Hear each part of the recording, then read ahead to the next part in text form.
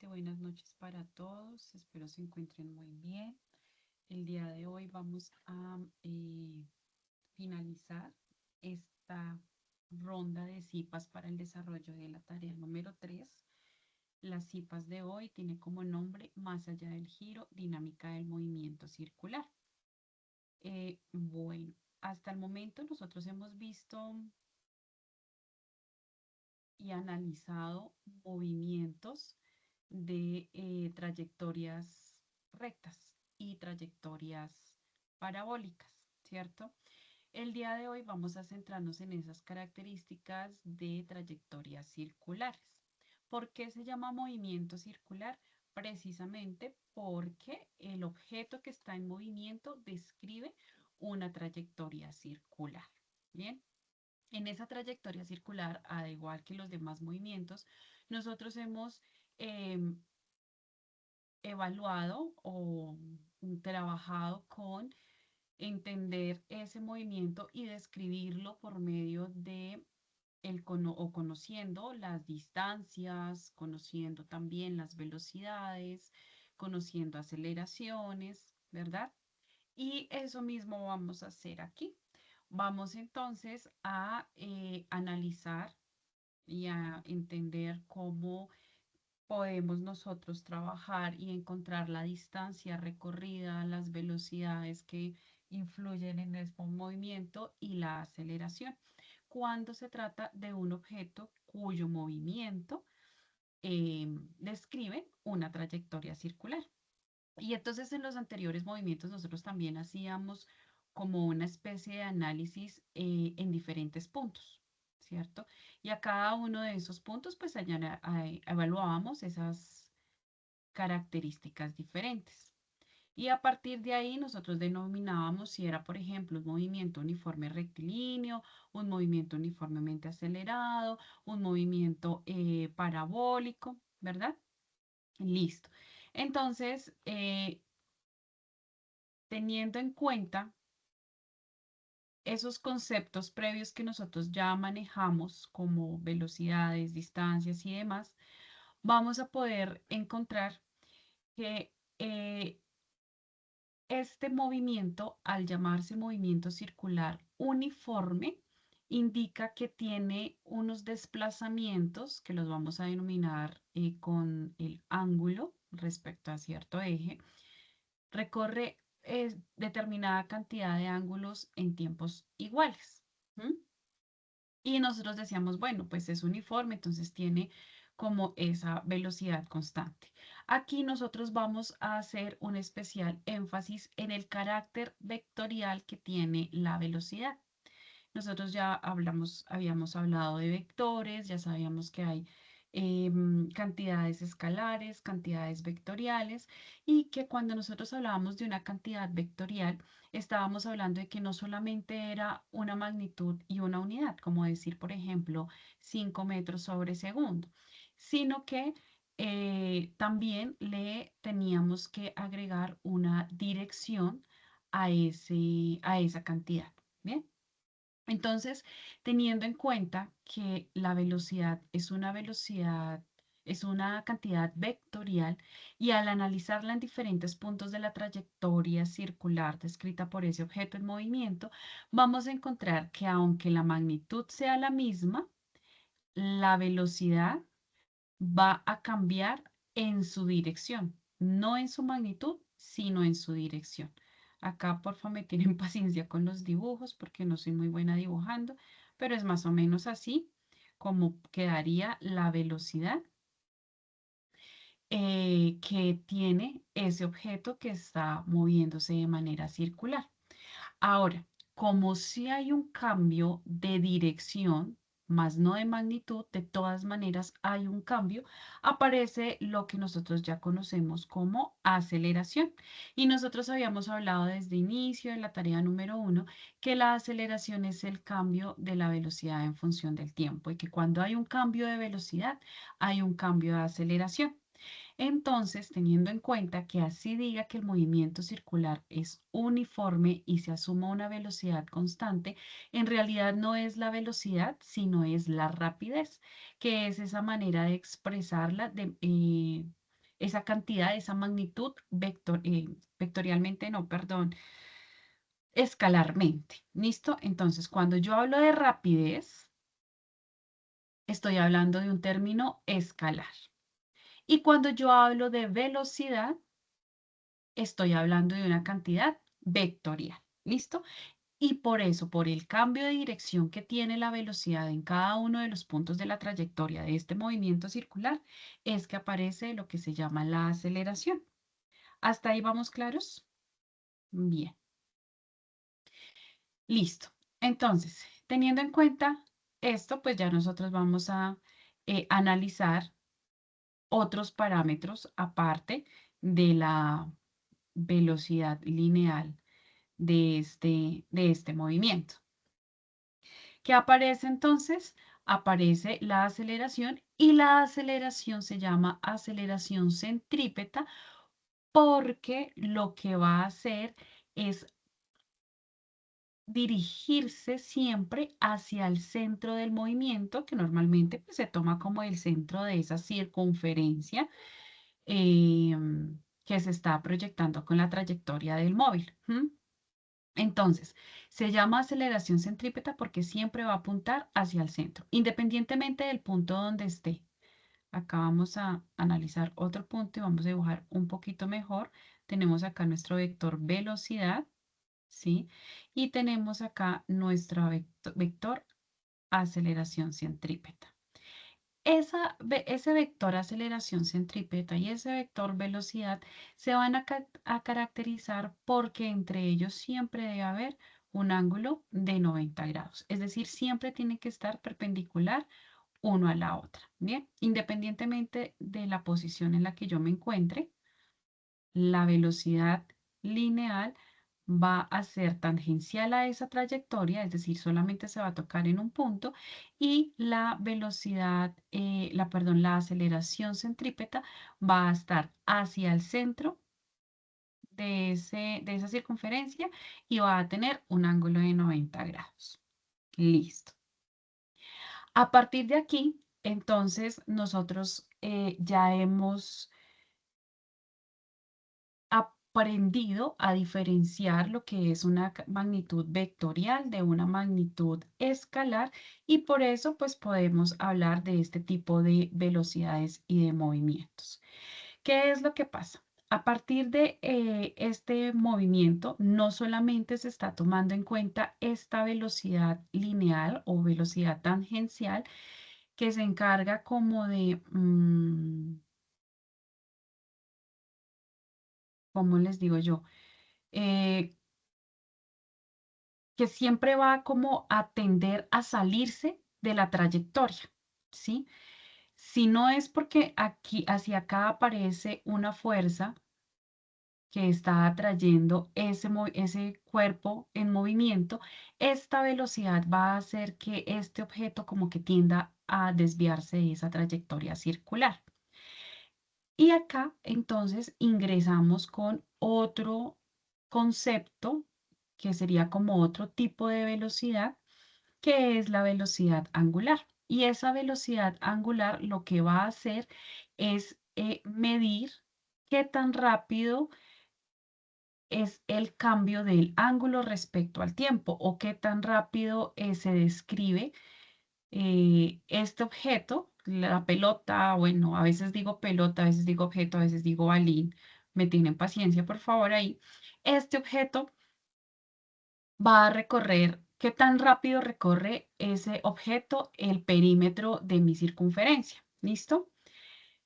Eso indica que yo puedo expresar, cuando estoy hablando de circunferencias, puedo expresar ese perímetro de dos maneras. Primero, desde el punto de vista sexagesimal, cuando yo lo manejo con grados, o lo puedo trabajar con 2pi por el radio, que sería el perímetro de la circunferencia.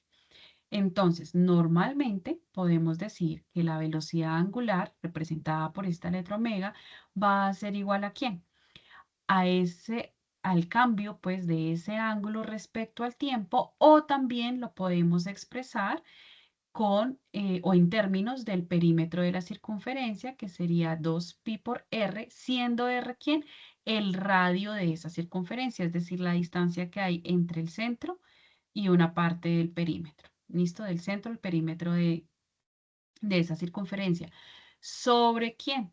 Sobre el periodo. ¿Listo? ¿Y cómo definimos el periodo? El periodo lo definimos como la cantidad de tiempo que tarda ese objeto, esa pelota, ese balín, en dar una sola vuelta. Entonces aquí aparecen dos términos muy importantes o dos cositas que quiero como resaltar. La primera, que T minúscula, estábamos hablando de tiempo.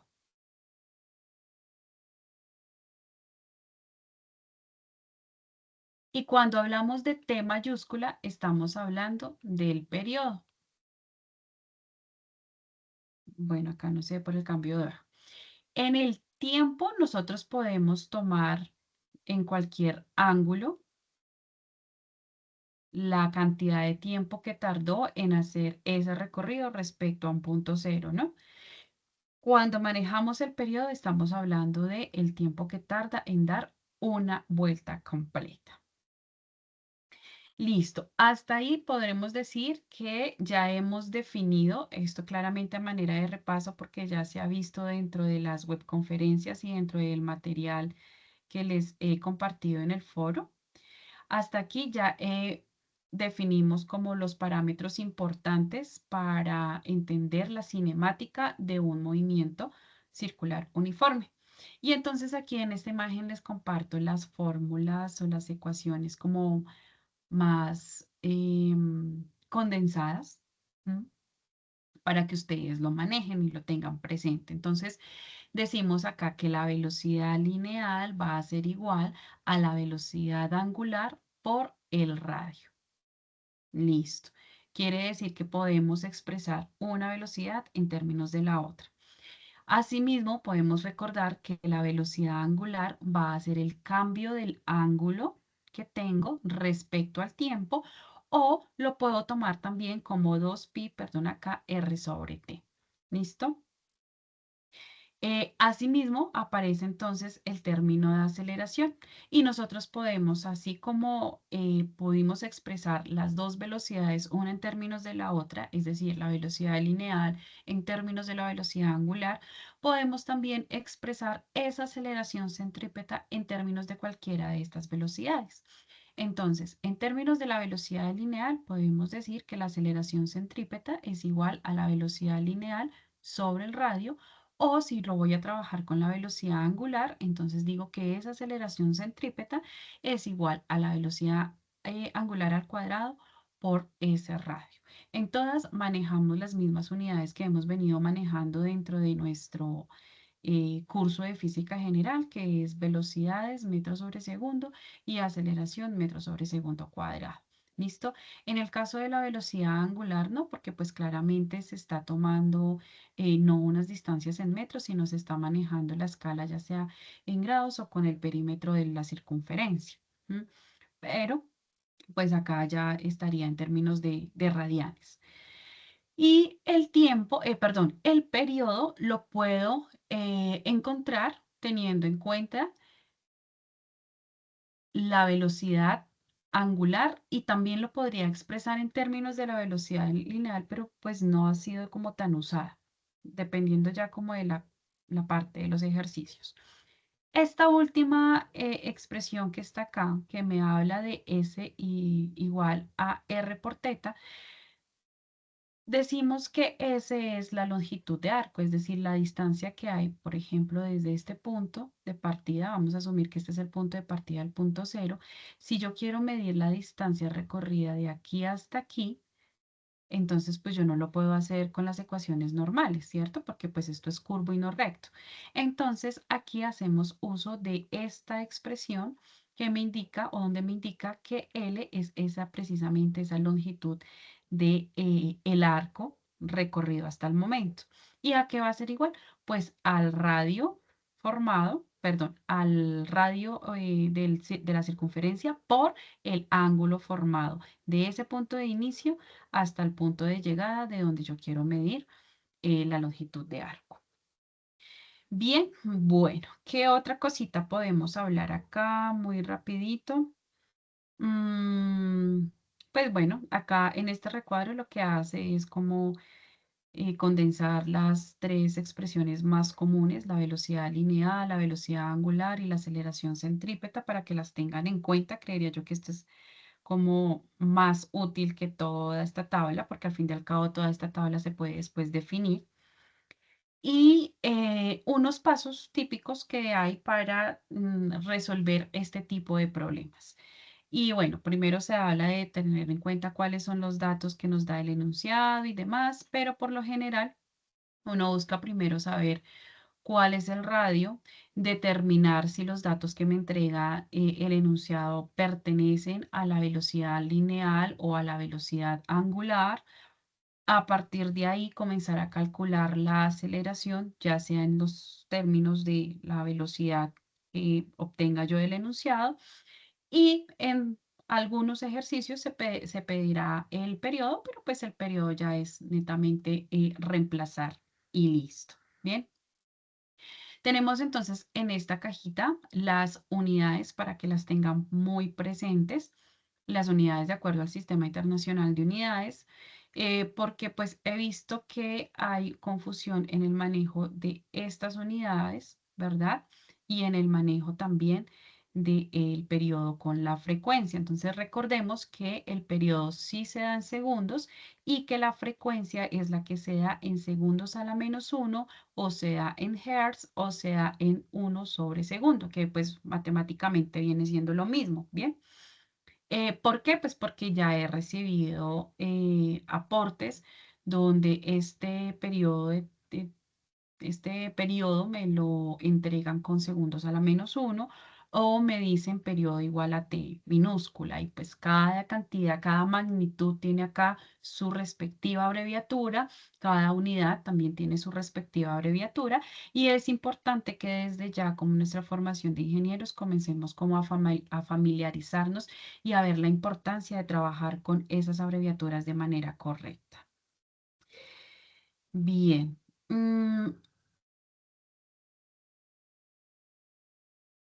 Como términos generales, pues hasta aquí quería yo como repasarles un poquito de lo que es el movimiento circular uniforme desde un punto de vista cinemático, porque no hemos visto absolutamente ninguna fuerza, solo hemos analizado variables y parámetros cinemáticos, velocidades, distancias, tiempos y demás, y aceleraciones.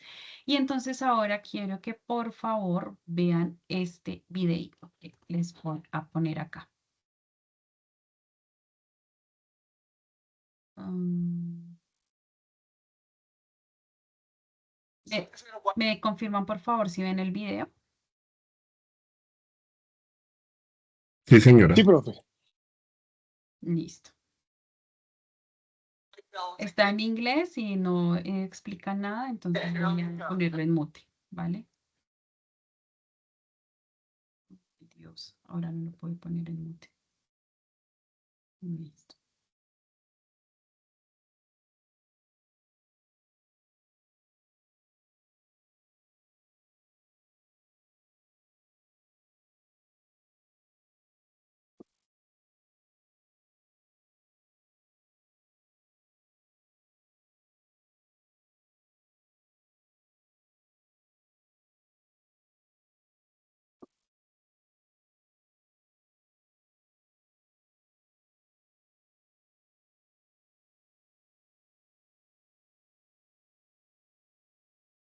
Porfa, revísenlo muy bien, mírenlo muy bien.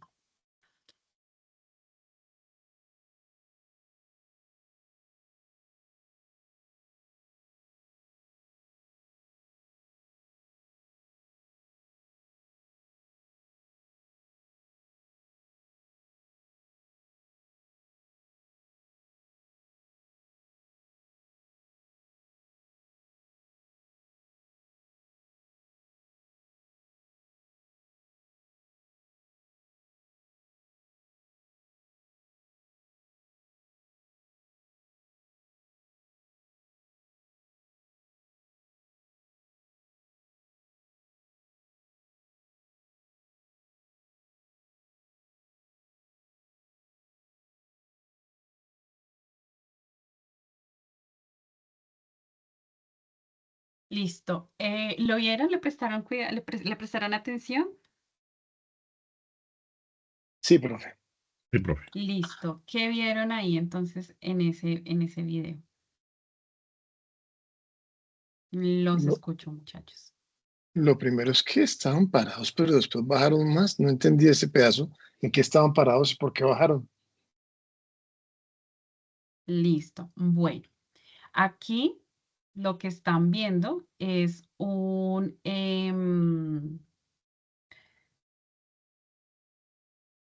ejemplo como tal aplicado a la vida real del enunciado del ejercicio.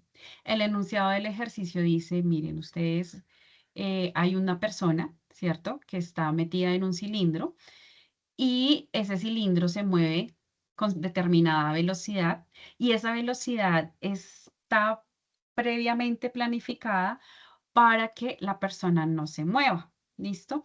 Después de cierto tiempo, entonces comienza a desplazarse el suelo porque ellos no bajan, ellos no se mueven, se pueden guiar por esta bandita blanca que está ahí. ¿Ven? La bandita blanca está quietica.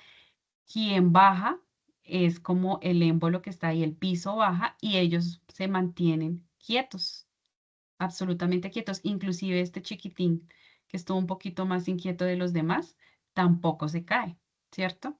Y eso es básicamente lo que nos dice el enunciado y eso es lo que vamos a, o bueno, lo que tienen, porque no lo voy a hacer yo en estas cipas, lo que tienen que analizar dentro del ejercicio, dentro del enunciado del ejercicio. Bien. Esto se los comparto porque a veces considero muy importante que para entender el ejercicio que estamos haciendo, sí necesitamos tener la capacidad de recrearlo en nuestra cabeza. Y a veces pues como que no es tan fácil, porque si no lo logramos recrear en la cabeza, no podemos saber qué es lo que estamos analizando, ni mirarle el sentido, ni poderle verle la aplicación a lo que yo estoy haciendo. Es mi manera de ver. Entonces aquí el enunciado dice, una atracción de un parque de diversiones consiste en un cilindro vertical giratorio con paredes de lona rugosa. En el suelo se encuentra inicialmente a media altura de la pared del cilindro, como se muestra en la figura 10. Entonces acá ponen la figura número 10. Y ven que aquí está el cilindro, está la persona y aquí está el suelo que como que se va bajando después de. Bien. Dice, una vez que el usuario entra en el cilindro y gira a una velocidad suficientemente alta, el suelo desciende, pero el usuario no se desliza. El usuario tiene una masa de 50 kilogramos y el radio del cilindro es de 5 metros y la velocidad angular del cilindro al girar es de 2 radianes sobre segundo.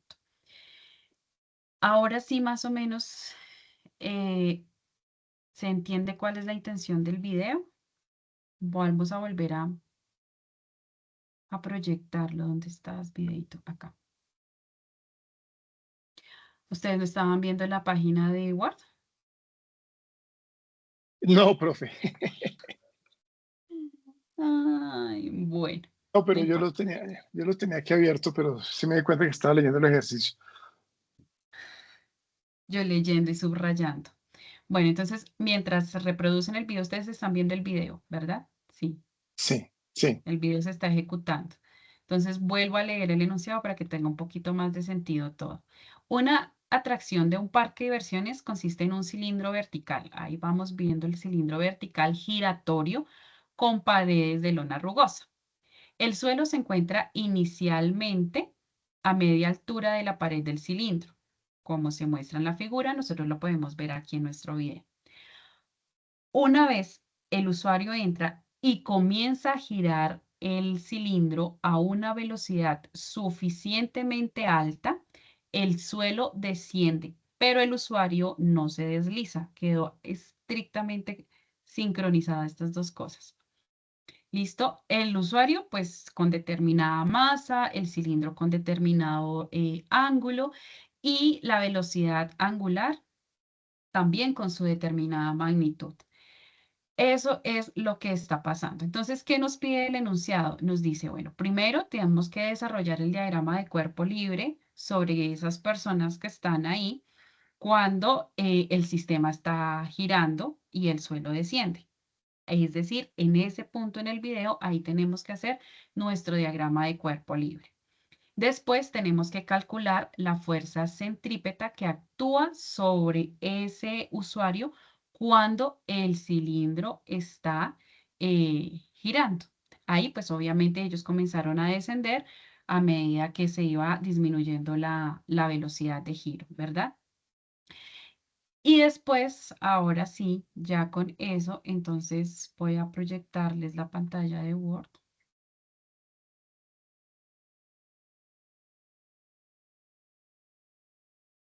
Es que no.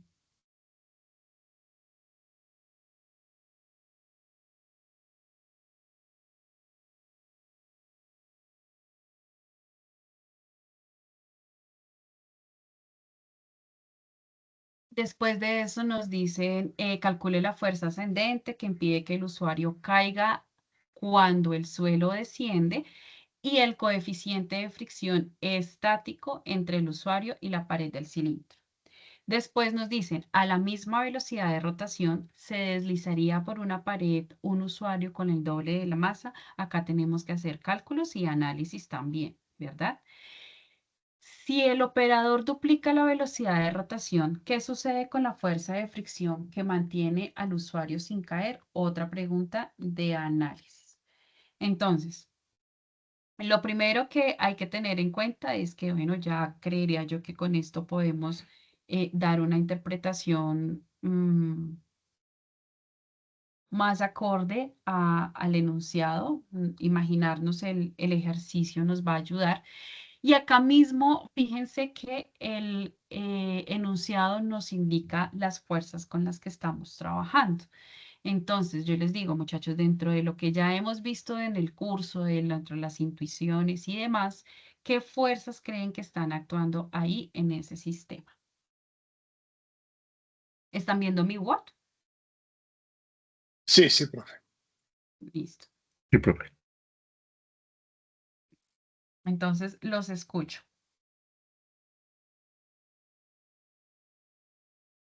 Acuérdense que las fuerzas tienen que ser analizadas sobre las fuerzas que están ejerciendo sobre la persona, ¿no?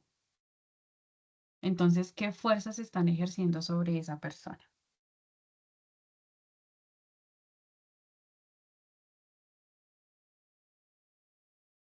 La velocidad primero sería la angular, ¿no? Sí, hay una velocidad angular, pero hay que diferenciar ahorita que estamos trabajando es con fuerzas. Vamos a hablar solamente de fuerzas. En ese caso, la velocidad angular no la podríamos tomar como una fuerza, sí como una magnitud vectorial que va a darnos información sobre el movimiento, pero como tal, una fuerza no es. Profe, la fuerza centrípeta y la de velocidad y de gravedad. Bueno, digamos que la fuerza de gravedad podría ser una pista de esas. ¿Cuál es la fuerza que sí o sí, de acuerdo a lo que vimos, inclusive el día de ayer, eh, existe? Sí o sí. Gravedad. La fuerza peso, ¿cierto? Efectivamente, y la fuerza peso está definida como la masa por la gravedad. Y siempre hacia dónde va a ir? Hacia abajo. ¿Listo? Entonces ahí tenemos una primera fuerza. Listo. ¿Qué otras fuerzas que vimos en el curso que vimos ayer están actuando en ese sistema? Acá ya tenemos la fuerza peso.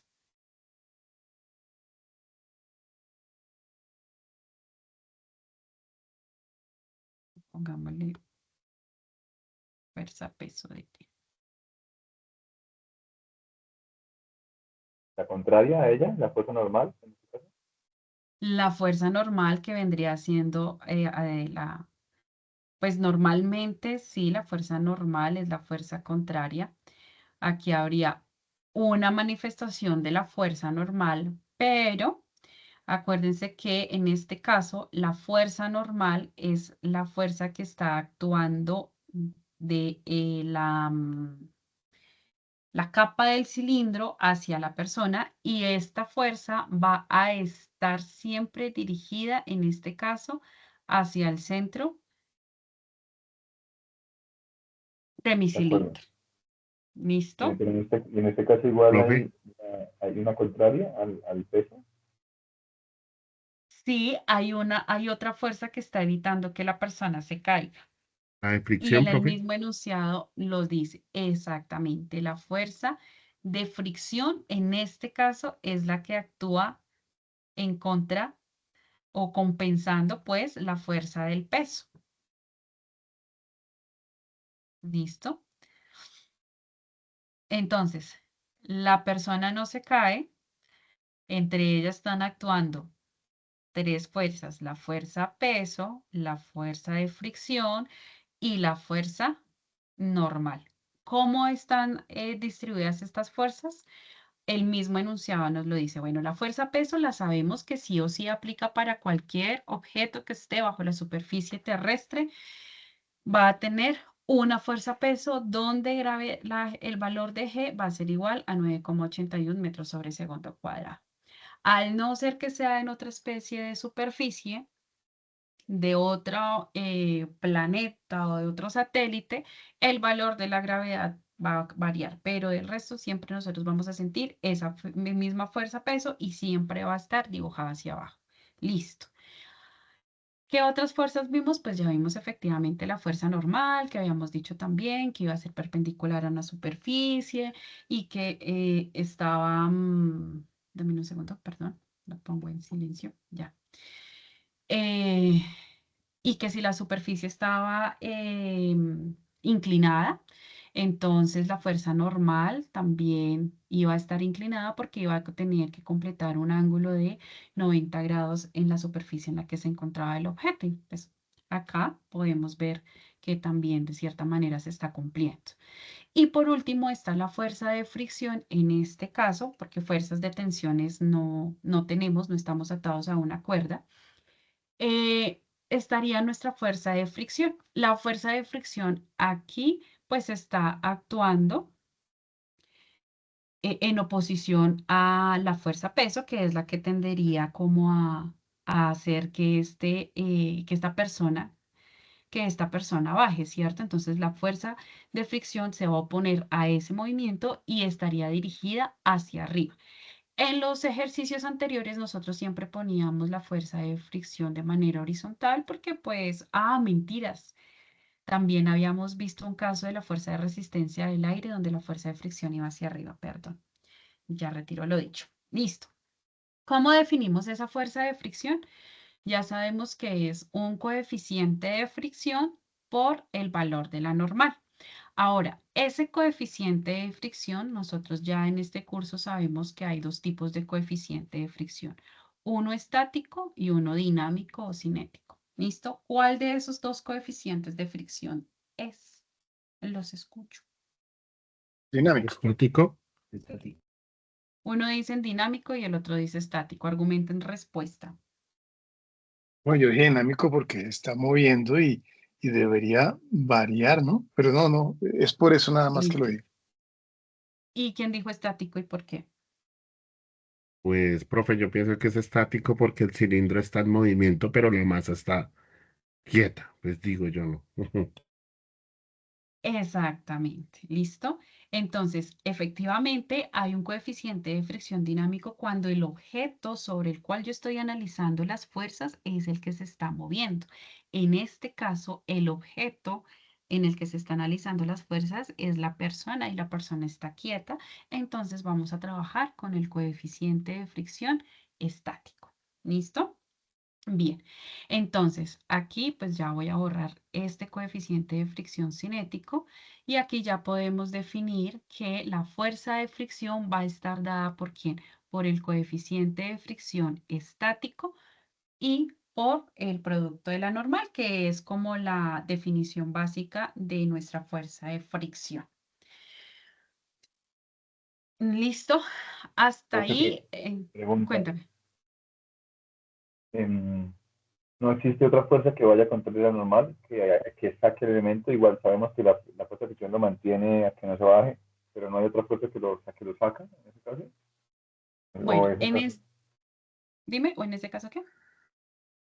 en este caso que se omite o cómo. No entiendo. Listo. Entonces, aquí en este caso, podríamos indicar que se puede encontrar la fuerza centrípeta, que fue que algún compañero ya la había mencionado, ¿verdad?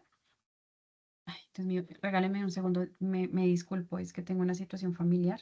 Un segundo.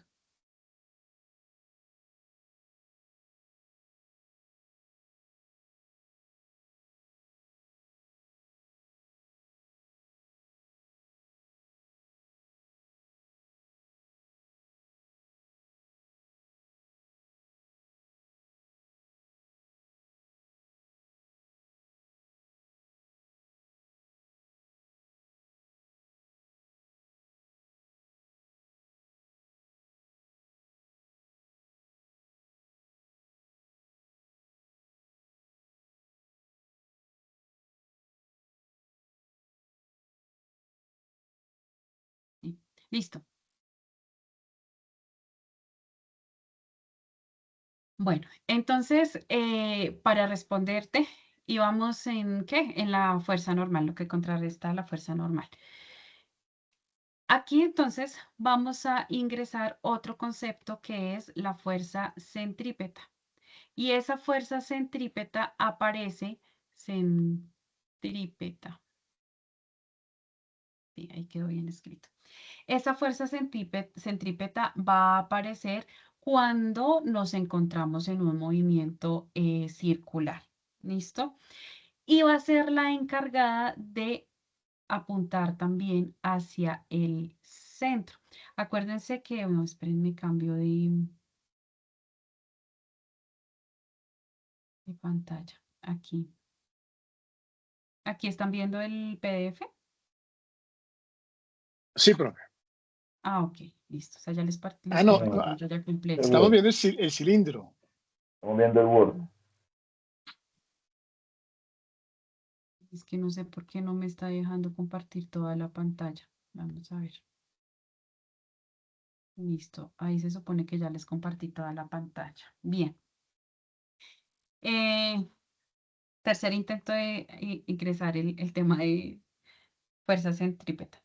Entonces, iniciando el análisis del recorrido, nosotros habíamos acordado ya y habíamos mencionado que la tendencia de este objeto, ¿cierto? Es que siga una trayectoria diferente a la circular y que se describe una trayectoria circular porque hay pues una aceleración centrípeta y también hay una fuerza o eso me genera una fuerza centrípeta que en este caso sería como lo que entre comillas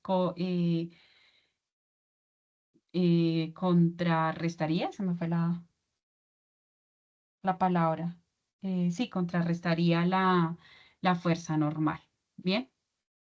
Entonces, esa fuerza centrípeta nosotros la vamos a utilizar para poder analizar a partir de ahí nuestra segunda ley de Newton. Entonces, aquí ya sabemos que la segunda ley de Newton me dice que la sumatoria de las fuerzas es igual al producto entre la masa por la aceleración. Esto también se va a cumplir de la misma manera en un tipo de movimiento circular uniforme. Entonces, ¿qué sería la fuerza centrípeta? La fuerza centrípeta vendría siendo la suma de todas esas fuerzas que están actuando sobre el sistema y que van a converger en estar apuntando siempre hacia el centro, porque eso es lo que va a permitir describir ese movimiento circular. Entonces, la fuerza centrípeta no va a ir como tal dentro de un diagrama de cuerpo libre porque no es una fuerza real como tal, sino lo vamos a tomar como la unión de todas esas fuerzas que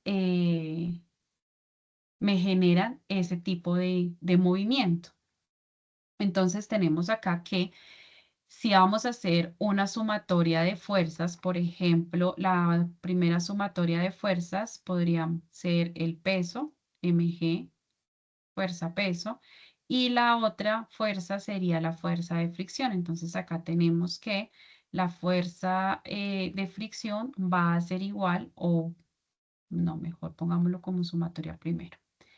La fuerza de fricción menos la fuerza peso va a ser igual ¿a quién? A una masa por una aceleración, siguiendo la segunda ley de Newton.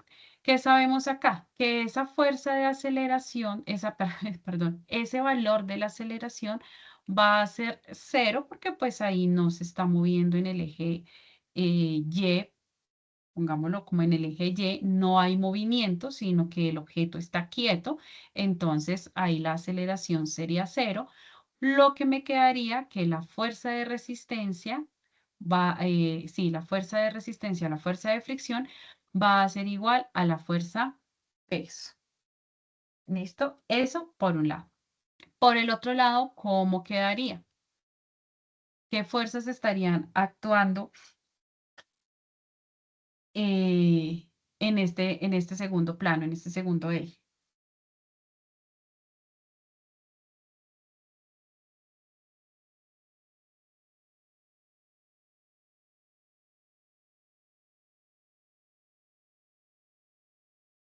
Habíamos dicho que la fuerza normal.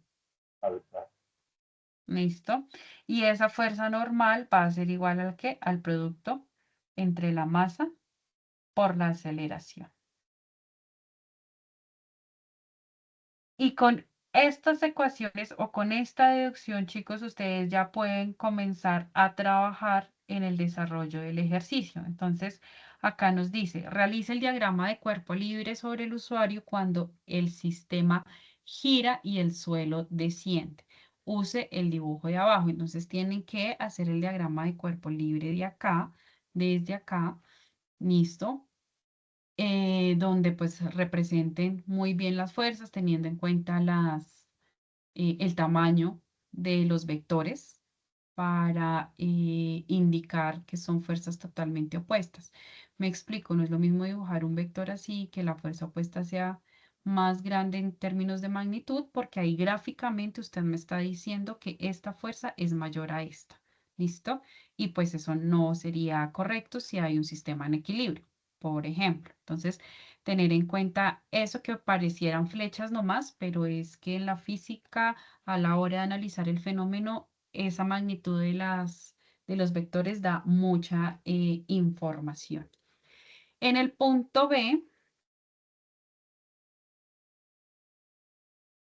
dice, calcule la fuerza centrípeta que actúa sobre el usuario cuando el cilindro gira e indique que la produce. Entonces, aquí ya ustedes entrarían también no solamente a hacer cálculos, sino también a hacer análisis. Calcule la fuerza ascendente que impide que el usuario caiga cuando el suelo desciende y el coeficiente de fricción estática. Entonces, ¿cuál sería esa fuerza ascendente?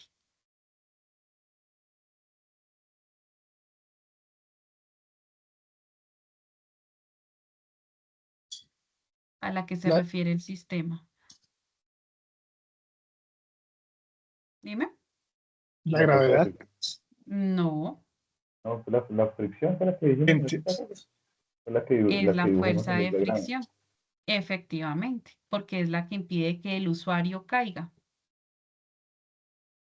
Bien. Y encontrando la fuerza de fricción, entonces yo necesito manejar el coeficiente de fricción estático. Miren que la pregunta que les había planteado si era coeficiente de fricción estático o dinámico, acá ya el enunciado mismo se los dice. Coeficiente de fricción estático también lo tienen que encontrar.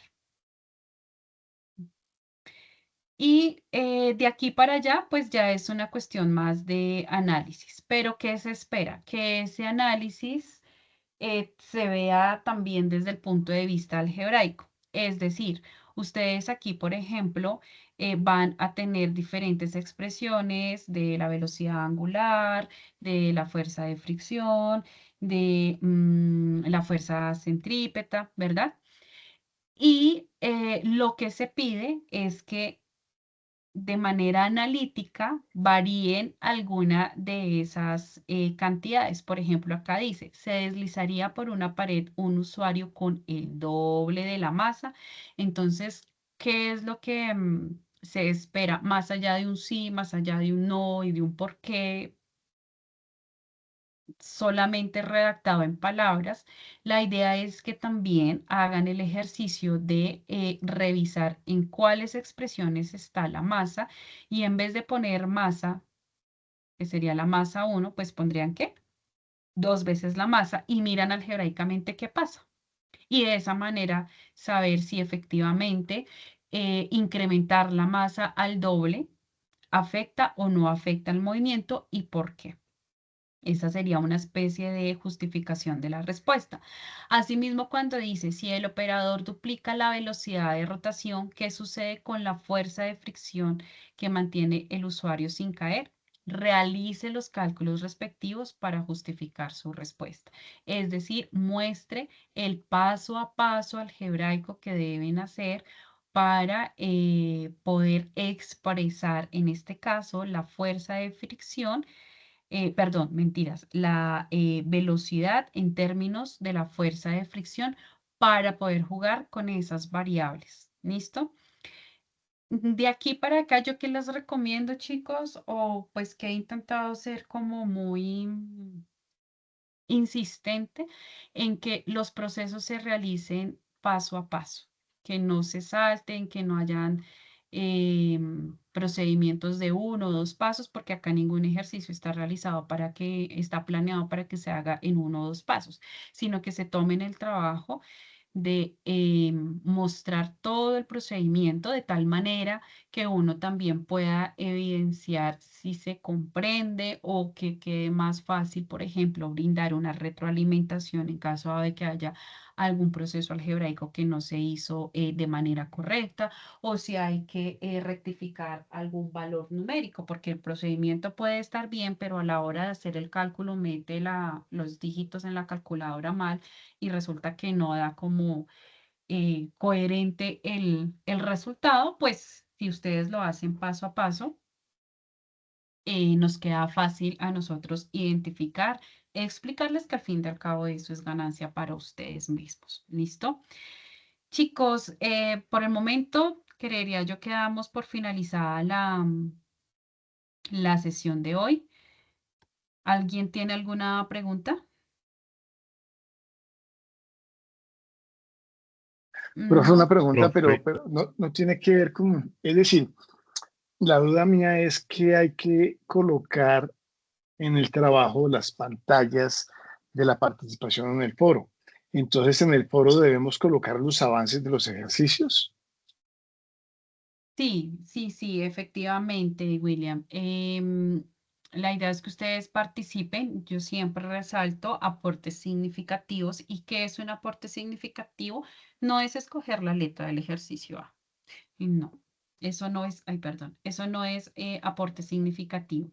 Eso es sencillamente una participación.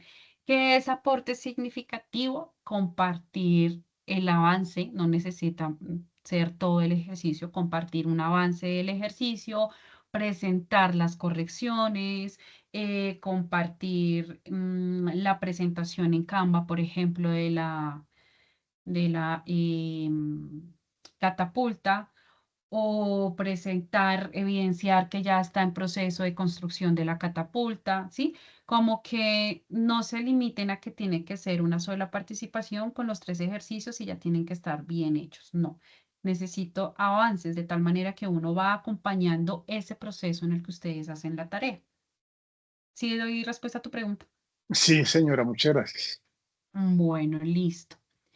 Bueno, entonces, no siendo más, les deseo una feliz noche y éxitos en el desarrollo de la actividad. Con el favor de Dios, el día de mañana estaré compartiéndoles la grabación de estas CIPAs. Ya también en los foros se encuentra la grabación de las CIPAs del lunes y las de ayer también. Bueno, que estén muy bien.